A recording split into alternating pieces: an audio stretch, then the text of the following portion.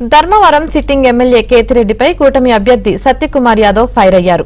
కూటమి అధికారంలోకి రాగానే కేతిరెడ్డి ఆక్రమించుకున్న భూములపై విచారణ జరిపించి వాటిని తిరిగి బాధితులకు అప్పగిస్తామన్నారు.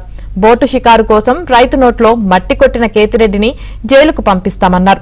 ధర్మవరం రూరల్ మండలంలోని నిమ్మలకుంట, సీసీ కొత్తకోట, పోతుల నాగేపల్లి, కనంపల్లి, మోటుమర్ల, కత్తెకోటల, రేగటిపల్లి, ముచ్చురామి, సీతారాంపల్లి గ్రామాల్లో ఎన్నికల ప్రచారం నిర్వహించిన సత్యకుమార్ మోటుమర్లలో గుర్రాల కోటను చూపిస్తూ కేతిరెడ్డిపై తీవ్ర ఆరోపణలు చేశారు.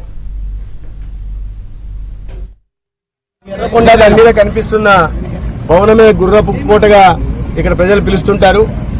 ఈ ధర్మవరం నియోజకవర్గానికి ఎమ్మెల్యేగా ఉంటున్న కేతిరెడ్డి వెంకట్రామరెడ్డి ఆ కొండ మీద ఎస్సీలకు సంబంధించిన 80 ఎకరాల అసైన్డ్ భూమిని బలవంతంగా పట్టా చేసుకుని అక్కడ ఒక విలాసవంతమైన భవనాన్ని నిర్మించుకున్నాడు.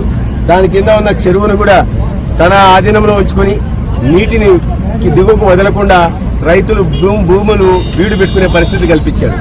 ఇప్పుడే నేను తుంపర్తి అనే గ్రామానికి వెళ్ళొస్తే ఆ గ్రామంలో బలహీన వర్గాలకు బీసీలు, ఎస్సీలు అనేక మంది నన్ను వచ్చి కలవడం జరిగింది.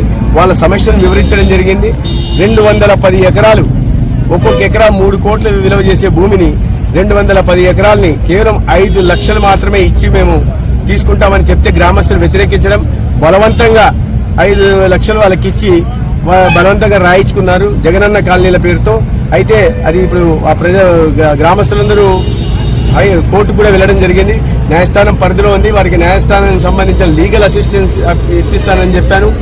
అదేవిధంగా జగనన్న కాలనీల పేరుతో ఆ జగనన్న కాలనీలో కూడా పట్టా ఇవ్వాలంటే ఆన్లైన్ లో పట్టా ఇవ్వాలనే నిబంధన ఉంది.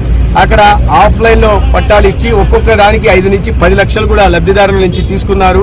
అంటే ఇది పెద్ద భూ కుంభకోణం. 210 ఎకరాలు 3 కోట్ల చొప్పున ఉండాల్సి అంటే 600 కోట్లకు పైగా భూ కుంభకోణం అది. అక్కడ కేవలం 5 లక్షలు మాత్రమే చెల్లించి ఇవాళ వీళ్ళు కబ్జా చేసుకున్నారు.